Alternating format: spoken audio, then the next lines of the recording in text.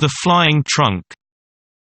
There was once a merchant who was so rich that he could have paved a whole street with gold, and would even then have had enough left for a small alley. He did not do so. He knew the value of money better than to use it in this way. So clever was he that every shilling he put out brought him a crown, and so it continued as long as he lived. His son inherited his wealth, and lived a merry life with it. He went to a masquerade every night, made kites out of 5-pound notes, and threw pieces of gold into the sea instead of stones, making ducks and drakes of them. In this manner he soon lost all his money. At last he had nothing left but a pair of slippers, an old dressing gown, and 4 shillings. And now all his companions deserted him. They would not walk with him in the streets, but one of them, who was very good-natured, sent him an old trunk with this message. "Pack up." "Yes," he said. "It is all very well to say, 'pack up.'"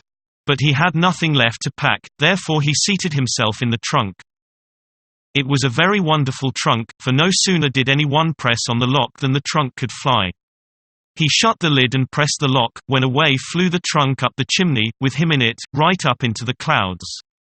Whenever the bottom of the trunk cracked he was in a great fright, for if the trunk had fallen to pieces, he would have turned a tremendous somersault over the trees. However, he arrived safely in Turkey. He hid the trunk in a wood under some dry leaves and then went into the town. This he could do very well, for among the Turks people always go about in dressing gowns and slippers, just as he was. He happened to meet a nurse with a little child. "I say, you Turkish nurse," cried he, "what castle is that near the town, with the windows placed so high?" "The Sultan's daughter lives there." She replied. "It has been prophesied that she will be very unhappy about a lover, and therefore no one is allowed to visit her unless the king and queen are present." "Thank you," said the merchant's son. So he went back to the wood, seated himself in his trunk, flew up to the roof of the castle, and crept through the window into the room where the princess lay asleep on the sofa. She awoke and was very much frightened, but he told her he was a Turkish angel who had come down through the air to see her. This pleased her very much. He sat down by her side and talked to her, telling her that her eyes were like beautiful dark lakes, in which the thought swam about like little mermaids. And that her forehead was a snowy mountain which contained splendid halls full of pictures. He related to her the story about the stork, who brings the beautiful children from the rivers. These stories delighted the princess, and when he asked her if she would marry him, she consented immediately. "But you must come on Saturday," she said, "for then my parents will take tea with me. They will be very proud when they find that I am going to marry a Turkish angel. But you must think of some very pretty stories to tell them, for they like to hear stories better than anything. My mother prefers one that is deep and moral, but my father likes something funny, to make him laugh." "Very well," he replied. "I shall bring you no other marriage portion than a story." And so they parted. But the princess gave him a sword studded with gold coins, and these he could make useful. He flew away to the town and bought a new dressing gown, and afterwards returned to the wood, where he composed a story so as to be ready by Saturday. And that was no easy matter. It was ready, however, when he went to see the princess on Saturday. The king and queen and the whole court were at tea with the princess, and he was received with great politeness. "Will you tell us a story?" said the queen. "One that is instructive and full of learning." "Yes, but with something in it to laugh at," said the king. "Certainly," he replied, and commenced at once, asking them to listen attentively. There was once a bundle of matches that were exceedingly proud of their high descent. Their genealogical tree, that is, a great pine tree from which they had been cut, was at one time a large old tree in the wood. The matches now lay between a tinder box and an old iron saucepan and were talking about their youthful days. "Ah! Then we grew on the green boughs," said they, "and every morning and evening we were fed with diamond drops of dew. Whenever the sun shone we felt his warm rays, and the little birds would relate stories to us in their songs. We knew that we were rich, for the other trees only wore their green dresses in summer, while our family were able to array themselves in green, summer and winter. But the woodcutter came like a great disaster, and our family fell under the axe. The head of the house obtained a situation as mainmast in a very fine ship and can sail round the world whenever he will. Other branches of the family were taken to different places, and our own office now is to kindle a light for common people.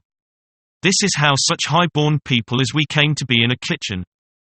"Mine has been a very different fate," said the iron pot, which stood by the matches. "From my first entrance into the world I have been used to cooking and scouring. I am the first in this house when anything solid or useful is required. My only pleasure is to be made clean and shining after dinner and to sit in my place and have a little sensible conversation with my neighbors.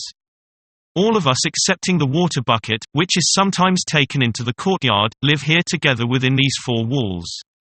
We get our news from the market basket, but it sometimes tells us very unpleasant things about the people and the government. Yes, and one day an old pot was so alarmed that it fell down and was broken in pieces." "You are talking too much," said the tinder box. And the steel struck against the flint till some sparks flew out, crying, "We want a merry evening, don't we?" "Yes, of course," said the matches. "Let us talk about those who are the highest born." "No, I don't like to be always talking of what we are," remarked the saucepan. "Let us think of some other amusement. I will begin. We will tell something that has happened to ourselves. That will be very easy, and interesting as well. On the Baltic Sea, near the Danish shore." "What a pretty commencement," said the plates. "We shall all like that story, I am sure." "Yes. Well, in my youth I lived in a quiet family where the furniture was polished, the floors scoured, and clean curtains put up, every fortnight." "What an interesting way you have of relating a story," said the carpet broom. "It is easy to perceive that you have been a great deal in society, something so pure runs through what you say." "That is quite true," said the water bucket. And it made a spring with joy and splashed some water on the floor. Then the saucepan went on with its story, and the end was as good as the beginning. The plates rattled with pleasure, and the carpet broom brought some green parsley out of the dust hole and crowned the saucepan. It knew this would vex the others, but it thought, "If I crown him today, he will crown me tomorrow." "Now let us have a dance," said the fire tongs. Then how they danced and stuck one leg in the air. The chair cushion in the corner burst with laughter at the sight. "Shall I be crowned now?" asked the fire tongs. So the broom found another wreath for the tongs. They are only common people after all, thought the matches. The tea-urn was now asked to sing, but she said she had a cold and could not sing unless she felt boiling heat within. They all thought this was affectation. They also considered it affectation that she did not wish to sing except in the parlor, when on the table with the grand people. In the window sat an old quill pen, with which the maid generally wrote. There was nothing remarkable about the pen, except that it had been dipped too deeply in the ink. But it was proud of that. "If the tea-urn won't sing," said the pen, "she needn't. There's a nightingale in a cage outside, that can sing. She has not been taught much, certainly, but we need not say anything this evening about that." "I think it highly improper," said the teakettle, who was kitchen singer and half-brother to the tea-urn, "that a rich foreign bird should be listened to here. Is it patriotic? Let the market basket decide what is right." "I certainly am vexed," said the basket, inwardly vexed, more than any one can imagine. "Are we spending the evening properly? Would it not be more sensible to put the house in order? If each were in his own place, I would lead a game. This would be quite another thing. Let us act a play," said they all. At the same moment the door opened and the maid came in. Then not one stirred. They remained quite still, although there was not a single pot among them that had not a high opinion of himself and of what he could do if he chose. Yes, if we had chosen, each of them thought, we might have spent a very pleasant evening. The maid took the matches and lighted them, and dear me, how they spluttered and blazed up. "Now then," they thought, "everyone will see that we are the first. How we shine! What a light we give!" But even while they spoke their lights went out.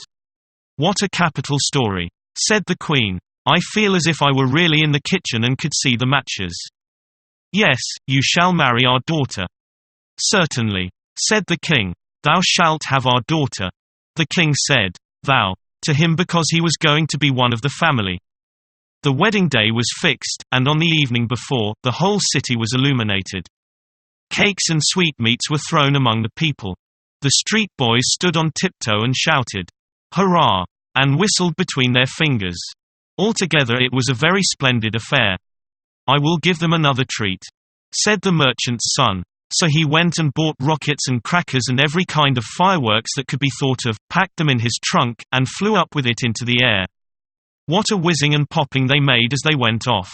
The Turks, when they saw the sight, jumped so high that the slippers flew about their ears. It was easy to believe after this that the princess was really going to marry a Turkish angel. As soon as the merchant's son had come down to the wood after the fireworks, he thought, "I will go back into the town now and hear what they think of the entertainment." It was very natural that he should wish to know. And what strange things people did say, to be sure. Everyone whom he questioned had a different tale to tell, though they all thought it very beautiful. "I saw the Turkish angel myself," said one. "He had eyes like glittering stars and a head like foaming water. He flew in a mantle of fire," said another. "And lovely little cherubs peeped out from the folds." He heard many more fine things about himself and that the next day he was to be married. After this he went back to the forest to rest himself in his trunk. It had disappeared. A spark from the fireworks which remained had set it on fire. It was burned to ashes. So the merchant's son could not fly any more, nor go to meet his bride. She stood all day on the roof, waiting for him, and most likely she is waiting there still, while he wanders through the world telling fairy tales, but none of them so amusing as the one he related about the matches.